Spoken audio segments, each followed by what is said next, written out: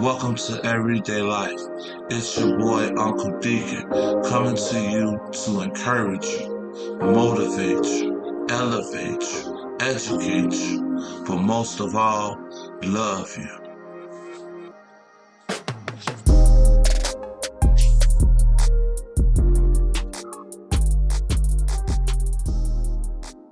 What's going on? This is your boy Uncle Deacon with Everyday Life, where we're talking about real life, real situations, real lessons people learn every day.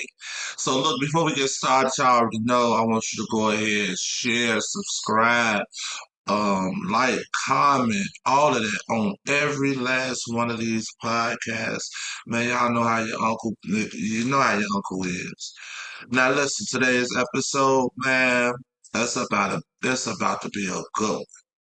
Things I wish I knew earlier in life. Now listen, check this out, y'all.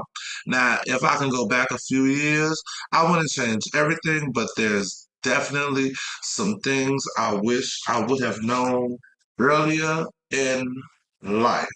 We're gonna go ahead and we're gonna jump off into this thing. Like the first thing I wish I would have known earlier in life is to obey your parents. I was so stubborn and hard-headed when I was a child, bro.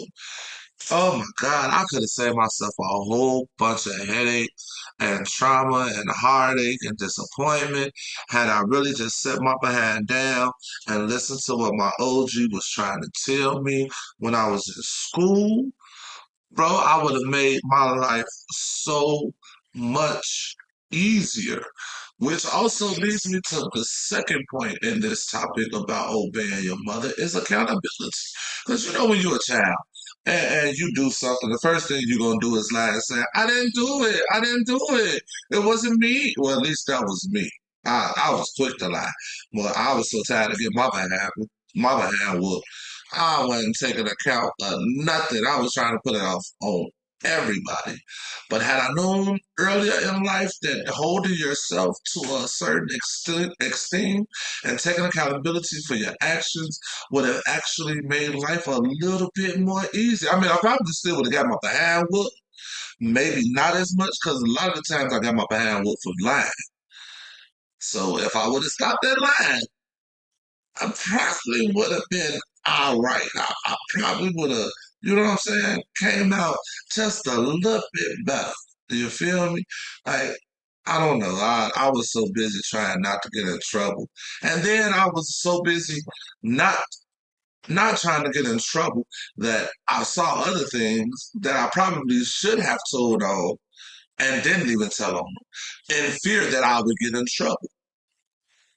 Which would lead me to my next point, knowing when to tell and what to tell on. Now, this part here, I'm gonna be honest, it's a little difficult for everybody because everybody got their own little situations going on. You probably grew up in the hood like I grew up in the hood. And if you grew up in the hood like I did, you already know we had that one rule: snitches get stitches. So you mind your own damn business. Period. You see it, you don't see it. And that's just the way it was. And I took that throughout my entire life. Like there are some things that I seen that hey, I saw it. Oh well, if you want there to see it, you just want there to see it.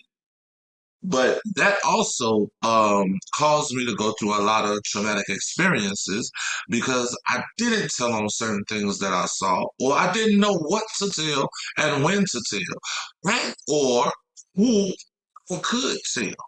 So now I'm going to digress. I mean, not digress, but I'm going to transfer because I want to go into a little traumatic experience that a lot of people face right now. And it's time for people, for individuals that have succumbed and that have worked their way out of the victimization.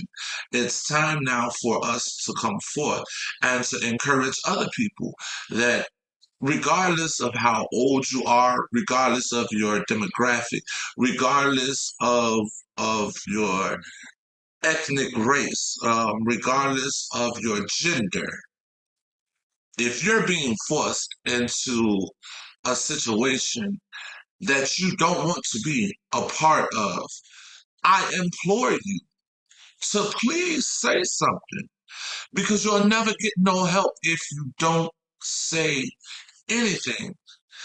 And before I go any further, I must say this.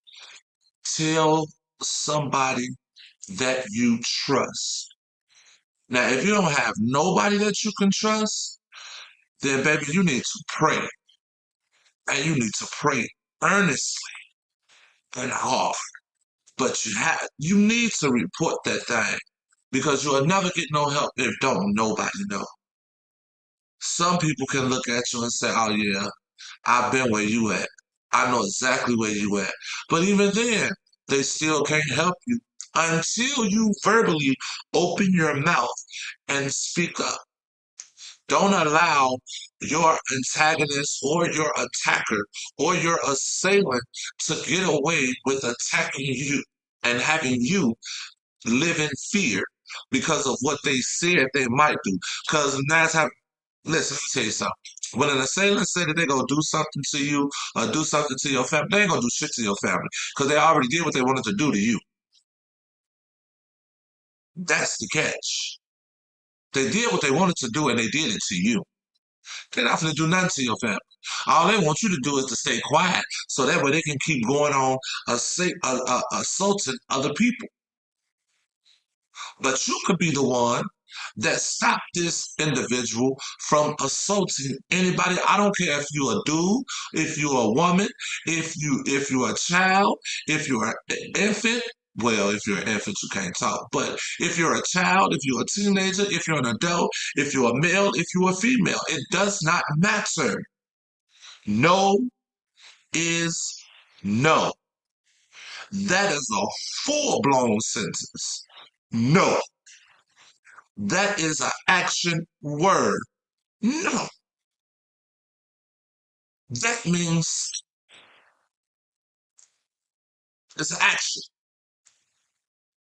No. It's strong. It's demanding. And if they don't hear your no and they force themselves upon you, baby, you know what forced upon means. I ain't got to say it. They can get in trouble. All you got to do is talk and talk to the right psycho. Come find me. Because I promise you, I don't give a damn. I'm going crazy wherever. You're not forcing nobody to do anything. I've been through that. I'll be damned if I stand by and let it happen to somebody else. So find you, baby. Find you somebody, anybody, everybody that you can trust and talk to them about it. And have the boldness. Because see, now this is a hard one here. Because finding the courage to actually tell that you've been a victim, that somebody did that to you, it's jarring because a lot of people look at it, especially men. Men look at it like, no, I'm the protector, I'm a man, I'm supposed to be able to fight, I'm supposed to be able to defend myself. Ain't no way in the world I can go back and tell somebody that, hey, I was molested or somebody did something to me that I didn't want them to do. Listen, you're a human. Just like women, you are human. You are vulnerable. You have emotions that you go through. You bleed blood just like every other human and animal on the face of this earth. You probably can fight. Then you probably can't fight. But you should not be embarrassed because an individual took advantage of you or forced you or drugged you or coerced you. You shouldn't feel embarrassed. You shouldn't feel ashamed. The nigga that should feel embarrassed and ashamed is the nigga that did it to you. You, baby, you're God's child. And you need some help. Something bad happened. Now, no, you can't go and tell everybody what's going on because everybody's not going to be receptive. Everybody's not going to understand, which is why I say it is important that you find somebody that you can trust, somebody that's going to have your best interests at heart. That one person that you run and tell everything to, that's the one that you need to talk to. And don't tell them not to say nothing to nobody. No, something needs to be said because that Negro needs to be dealt with. Just that simple. That Negro needs to be dealt with. And I know you probably said, "Well, I don't have the money. It takes money for me to go to court, and I ain't got the money to go to court." And maybe you worried about all the wrong things. You worried about all the wrong things. What you need to be worried about is your own sanity, your own health. So, baby, go ahead, get the courage, go tell somebody something. And you know what else I wish? I wish that I would have known a whole hell of a lot about saving money. I promise you. I promise you, I wish I would have known that. Because, baby, this living paycheck to paycheck right now, it's beneath me. And it's redundant, it's crazy, but yet it's what I have to do. I wish that I would have known the importance of saving money. Man, like just saving money even before you go and buy you a house. Say, I wish I would have known about CDs. And in case a lot of y'all don't know anything about CDs, a CD is a certificate of deposit. Okay? Now, I know a little bit about it, not too much, but what I do know is that if you take a certain amount and you put it into a CD, and you put it in there for anywhere from 6 months to a year to maybe even 5 years, that money that is on that CD, it it incurs interest. And the longer you let it sit, the more interest it accumulates. And by the time you get ready to go and withdraw your money out of your CD has grown. Now, I do know that CDs are insured. They're insured from $250,000 and up. They're insured. That's how much insurance are on by the federal banking system. Now, if you don't go through the federal, well, you're gonna have to go through the federal banking system, I believe, to get a CD, um, or either a credit union, which is still federally backed. backed. So, um, but yeah, I wish I would have known that, especially now that retirement is like not too far around the corner from me, that I can start seeing the R. I don't see the rest of the letters yet, but I can see that R because it's right there. Yeah, I wish I would have known to start saving up and you know what I'm saying, putting money away for that or for whenever I want to go on a vacation or whatever, you know. But hey, I also wish I would have known about life insurance because I don't want my people to have to struggle on final expenses when I leave here. You know, I went through this with several people. I've seen several people not have life insurance and they've passed away and the family had to struggle to try to bury them. I actually went through this personally within my family. Um, and it was kind of a jarring reality. It was a jarring reality, you know. You never really understand the importance of having life insurance until you have to bury someone that doesn't have life insurance. So again, I implore you all, get some damn life insurance. Get some life insurance. You want your family to bury you? Get some life insurance and help them out. Because other than that, I mean, they'll have to come out of pocket. Or either leave your ass at the morgue and let the morgue bury you and just have a memorial service for you. Now, which one would you prefer? Think about that. It's your final days. Just because you in your 20s don't mean I don't need it right now. Y'all niggas getting shot faster than the old ones. Y'all getting stabbed and robbed in these stores faster than the old ones. So I wouldn't think just because you in your 20s and your 30s, yo, you don't need it. You need it more now than anybody. Get yourself some life insurance. And don't just get any type of life insurance. Get supplemental life insurance. Supplemental life insurance.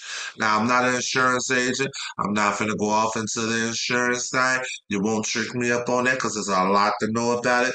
But I do know that the supplemental life insurance is the best way to go because once you lose your job, that insurance that you had with your job, you lose it too. I'm just saying. I'm just saying. Think about it. Look into it. Find you out all the information you need. Then make the best decision. But get you some life insurance. All right? And for you all that's in these relationships and everything, listen, talk to your spouse. Make sure your house is covered. Make sure your kids are covered. Yeah, you're not planning on nothing happening to your kids, but if something do, you don't want to be caught without trying to get it all at the end, at the very last minute when you need it. You want to have that thing set up right now. That way you ain't really got to go do too much because you're already going to be distraught because of your loved one. And now I'm gonna give y'all. I'm running through this thing real fast. You know, I'm not doing no segues or nothing. Then again, I might be doing segues. Really don't know right about now because at this moment, I really just there's a lot that I really want to get out. And I'm trying to put everything in order for you guys. And I'm here, I'm working, I'm mastering, and I'm bringing it to you. And I will tell you this for you couples out there. For you couples out there, since I was talking to y'all, I'm back at y'all. I'm not finna bypass y'all. I want to tell y'all this. Do not go to bed angry at your spouse. Matter of fact, don't go to bed angry at nobody. Let's talk about it. Don't go to bed angry at nobody. Why? Because you don't know what can happen within a few hours that you are asleep. Also, why would you want to go to bed mad and your blood pressure high? You might be the number one person not to wake up in the morning. Now I know don't none of us want that. Don't none of us. So listen, what I would suggest is if you, your spouse, or you and your sibling, or you and somebody from work, you somebody from church, you and a friend, you and a cousin, whoever you have an issue with, at a bare minimum, just before you go to bed, listen, let's agree to disagree, and I still love you. We'll finish this up tomorrow, but I'm not angry. I'm not upset. Let's just agree to disagree and go to bed and revisit this tomorrow. If you can't even do that, I would suggest talk to God. Give it to God. Let Him calm you down so you can have a peaceful and restful night and can wake your behind up tomorrow. Because most people that go to bed upset and angry, they can't get up on time if they get up. I'm going to say it again. Most people that go to bed when they're upset, when they're angry, when they're furious, they can't get up on time. If they get up, I'm gonna let that sit right there for a second. And I really want you to take care of yourself. I really want you guys to look into insurance. I really want you guys to be peaceful. Um, some more things that I wish I would have known earlier in life. I really wish I would have known how important it was to put up at least 10% of my paycheck just for me. Just for me. I really do. I really wish I would have known that. I would have taken care of that so long ago. You know, and I heard somebody else tell me, you should use your social security number wisely. And I'm like, use my social security number. What the hell is they talking about? Baby, you can't use your social security number. What?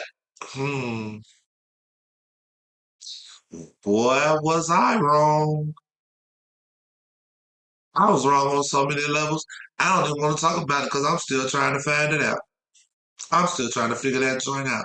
But I will tell y'all this. Y'all that's out there throwing your security number all over Chicago, you better stop right now while you ahead.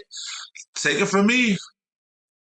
Cause I got so much damn debt and I ain't had shit, but I got a whole lot of debt for a bunch of shit that I ain't even got. Stop throwing your social security number around. Say that joint, do some homework, find out, cause I am. I'm doing my homework, and as soon as I find out, I'm gonna dedicate a whole show strictly around the social security number because I'm telling you, I found out that that thing is really powerful. Listen to what I'm telling you. Listen to what I'm telling you. Now, I'm going to tell you something else. This one here is a real heavy hitter, and as y'all can see, I'm really running through them because it's a lot, and I have a certain amount of time that I want to do on the podcast, so I can only put so much in and give so much information. And again, this episode is going to be a part two. This is just part one. This definitely is going to be a part two. It may even go on to be a part three because I'm going to have to come back and I'm going to have to expound on a lot of the things that I'm talking to you because I'm really running through these very rapidly. Um, so I'm definitely going to come back and I'm going to break ugh, I'm definitely going to break each section down and give you more of an insight and how it affected me and how I transformed or turned things around if I did. And then probably give you a few situations that you can use. All right. All right. Let the church say amen. Um, and now I wish I would have known the importance of walking in integrity as a black man. Now I'm gonna use this one to close us all the way out. I'm gonna take it there. The importance of walking in integrity as a black man and as a black gay man. First and foremost, when you're a child, as a child, you do childish things. Well, when you grow up, you're supposed to put off childish things because you are now an adult. Well, it took me a while to really understand that concept. Uh, I was grown as hell, but I was still childish. Integrity? Chat, please. Didn't give a damn one way or the other. And having integrity is living in your truth, being honest, and having a good moral, good morals. If you don't have good morals, if you're not living in honesty, if you're not being honest, what are you doing and why? And who the hell wants to be around you? Now, granted, my thinking is nothing like nobody else's thinking. My thinking be so, oh God, it is everywhere. You know, when I get offended, I'm ready to fight. You offend my sister, I'm ready to fight. Um, that's just me. I'm the boy. I'm the oldest. That's all I knew. Don't mess with me. Don't mess with my sister. Don't mess with my mama. Simple as that. If you do, it's up there. It's that. But as I grew and as I learned, especially as a man, when I became a man, an adult, I really learned the importance of being accountable and being honest. Like, who really wants to deal with a grown man that can't tell the truth? If you've messed up, just say you messed up because maybe we can fix the mess up. We can tell you where you messed up at, and we can walk you through how to fix it. But when you stay here and you lie, and you lie, and you lie, and you lie, because when you tell one lie, you got to remember that lie. But then you got to tell another lie to make that lie look okay. And then now you got to remember both of them lies, and then you got to move over to the third lie to make the second lie be okay with the first lie. And now you got to remember all three of them lies. Well, whether if you just tell the truth, hell yeah, I said it. Well, I really don't remember saying it, but I know he pissed me off, and I said some stuff, which that happens to me all the time. I get mad, my mouth get to going. I might not remember everything I say, but I will let it be known. Hey, they pissed me off and I said some stuff. Now, what I said, I can't remember. But most times, I remember exactly what I said. Because I had already prepared it up anyway. I knew I didn't like you. So I had already prepared up for the moment when you pissed me off. I'm finna read you all 166 books of the Bible. I promise you I am. But I'm gonna read you out of Damien's Bible, not the Holy Bible. But it's gonna be 166 books. Uh-huh. And Psalms and Proverbs gonna be the two longest books of the Bible. Messing with me, my Bible. Uh, when I read you, but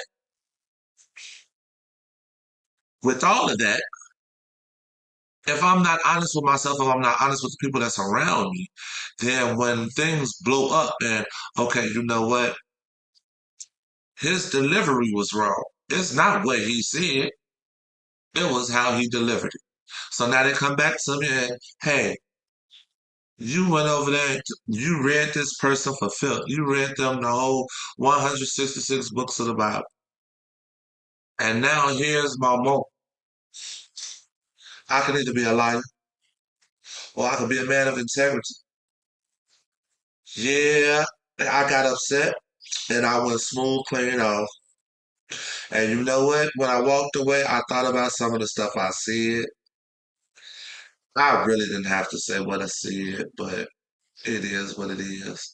And 9 out of 10, the people that I'm talking that's talking to me, they finna come back and say, you know what? It wasn't even about what you said. It was about the delivery. Cause the man thought you was gonna punch him dead in his throat. He thought his life was over because you came so hostile. Sometimes you don't have to be so hostile. Just calm down. But see, if I wasn't living in integrity, then I would have lied, and I would have just missed a whole moment in being corrected in how to maneuver. So this is what I love about being an open book because people get to know you. They get to know your triggers, and okay, I can deal with this because this nigga's an open book. Like he's not lying. Because I've always asked myself, why do people be around me? But it's because of my integrity, because I'm so open honest. I don't have, what am I going to lie to you for? You ain't God, and you damn sure ain't the judge. Now I can see if I was in court, I don't think I'm allowed in, to be honest. Because every time I went to jail, I told them my damn self. I don't have, what's the purpose of lying? I did that when I was a kid. Now I'm grown, and I really don't give a damn. So I'm imploring you, stop lying. Why can't we all just walk around in integrity? Oh, I know why, because everything's so damn PC. Oh yeah, that's a whole nother podcast right there. Cause what? Anyway, get yourself some morals. Stand for something. Don't just fall for anything. Stand for something and be honest with everybody. Be honest. I ain't finished school. I don't know this. Don't know that. Stuck over here at this damn job. Single, horny, all of that. But you want to walk around here and make yourself seem more highly than what you are. Baby, if you're broken, you broken. If you're depressed, be depressed. Tell people you're depressed. That's having integrity. Telling people what's really wrong. And stand for something. If you see somebody doing something wrong, but don't just sit there and no. Hey, that ain't right. That is not right. And I understand how you do. People just need to mind their business. Everybody be up in everybody else's business, and you never know. You just mess around and get shot. Yeah, you mess around and get shot, just standing there looking and not saying nothing either. But listen, y'all, that's my time. I'm finna get up out of here. You already know what it is. It's your boy Uncle Deacon. I love y'all, and with every episode, I want you to be elevated, motivated, and most of all, wait, elevated, motivated, educated, and most of all, love. Listen, it's your boy Uncle Deacon to all my nieces and my nephews. Please don't forget, share, subscribe, comment, and like every last one of these podcasts. Everyday life, and we out. Mwah.